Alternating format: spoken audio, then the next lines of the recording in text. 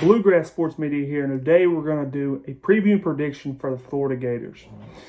So 2020 was a good year for the Florida Gators. They won the SEC East. They had a really, really good offense with a Heisman Trophy contender in Kyle Trask at quarterback.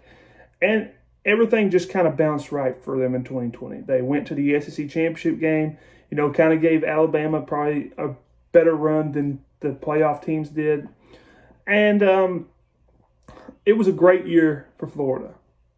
2021, probably not so much, but we're going to get into what they lost and who else coming back for the University of Florida.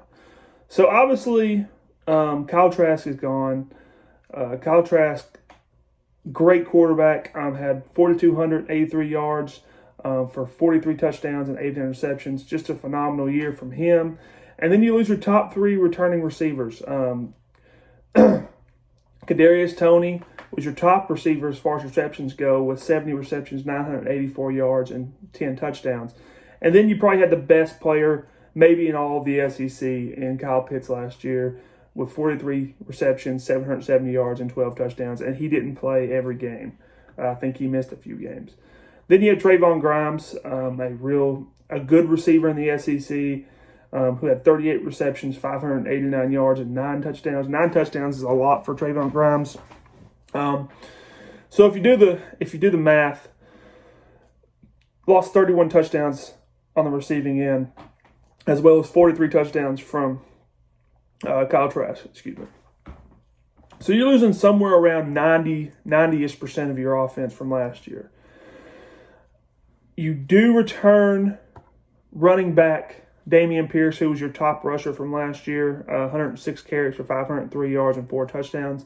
And you also get a 5-star transfer in from Clemson and DeMarcus Bowman, who's supposed to be able to come in and help a depleted run game that wasn't very good last year at the University of Florida.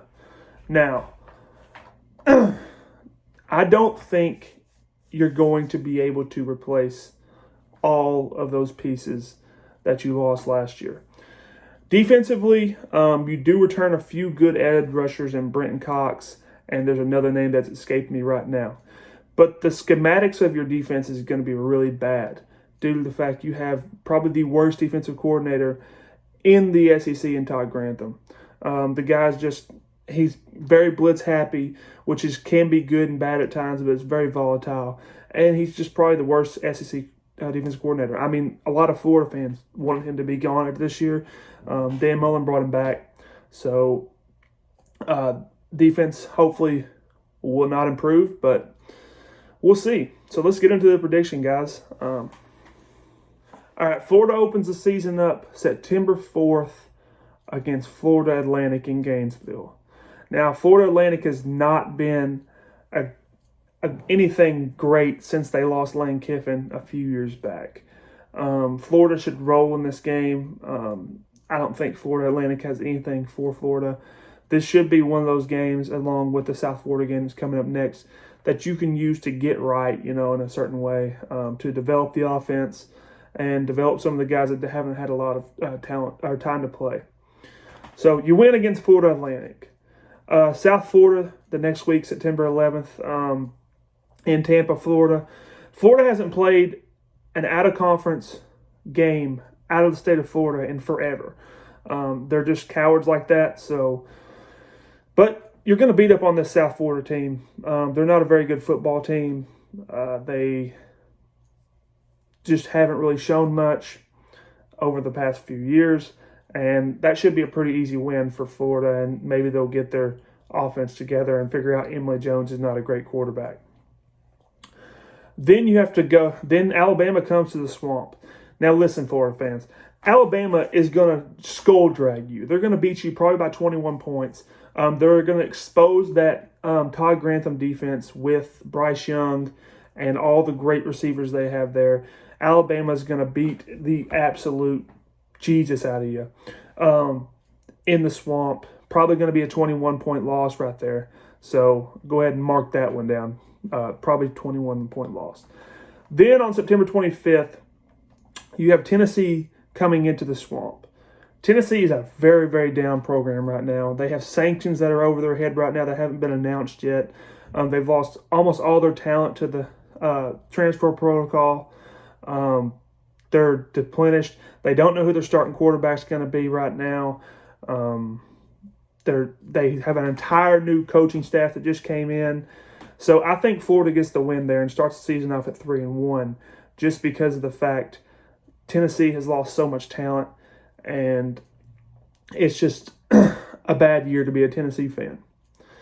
Then you go to Lexington to play the Kentucky Wildcats.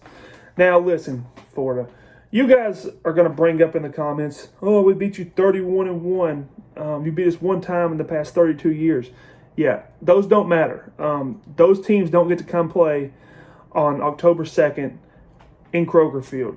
So Kentucky's going to dominate you on both lines of the scrimmage. Emily Jones is going to turn the ball over looking like Terry Wilson out there. And Kentucky's going to beat you at home.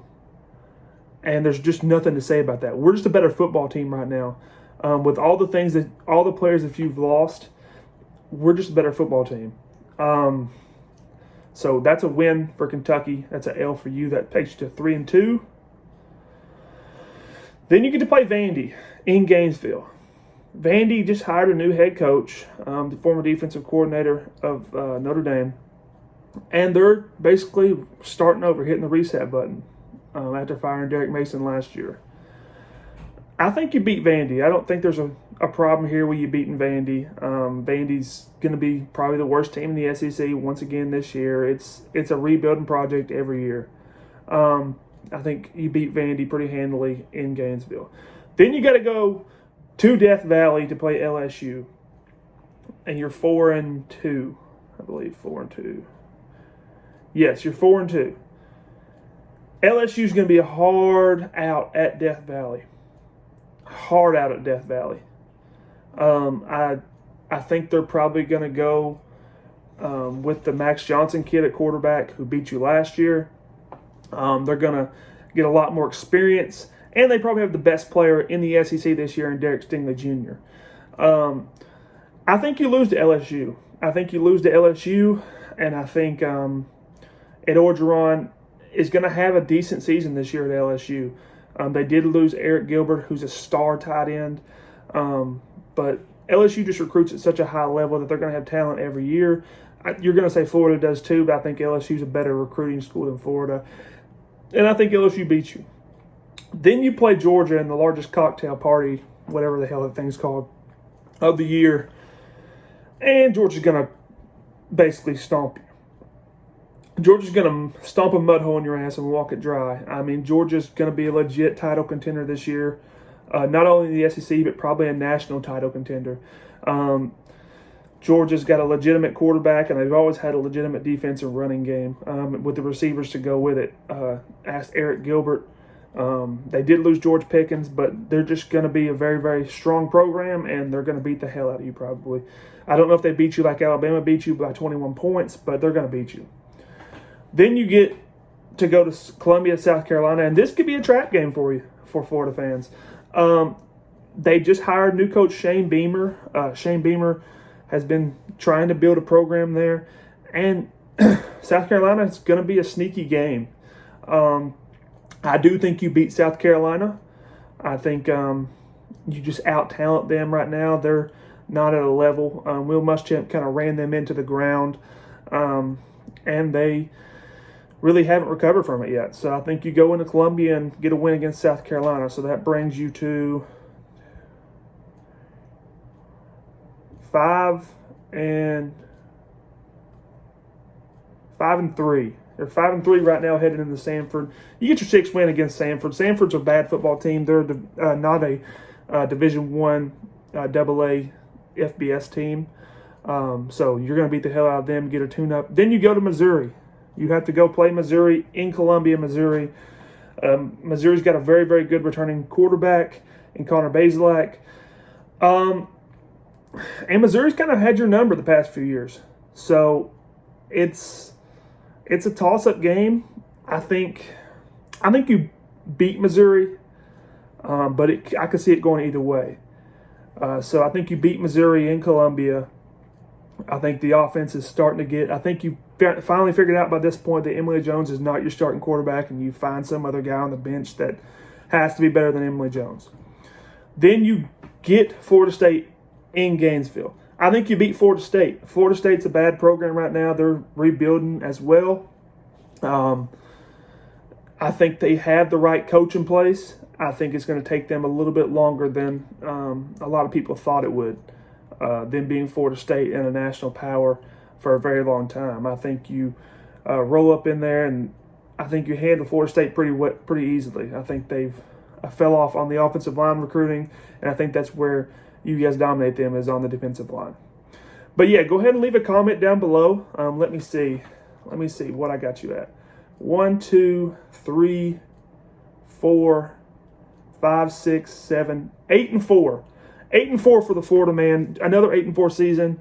Go ahead and leave me a comment down in the comment section below and tell me how crazy I am. But make sure you like, share, and subscribe this video if you have not already.